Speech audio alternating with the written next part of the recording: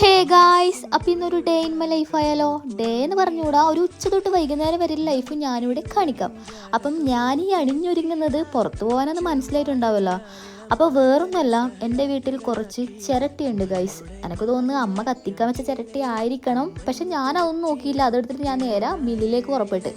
അപ്പം ഇപ്പം കണക്ക് പ്രകാരം ചിരട്ടക്ക് കിലോക്ക് 20 എത്രയോ സംതിങ് അങ്ങനെ പൈസ ഉണ്ട്. അപ്പോൾ എൻ്റെ അടുത്തൊരു 6 കിലോ ചിരട്ടി ഉണ്ടായിരുന്നു. ഞാൻ അതെടുത്തിട്ട് മില്ലിൽ കൊടുത്ത് അപ്പോൾ 100 സംതിങ് പൈസ ഞാൻ വാങ്ങിച്ചു.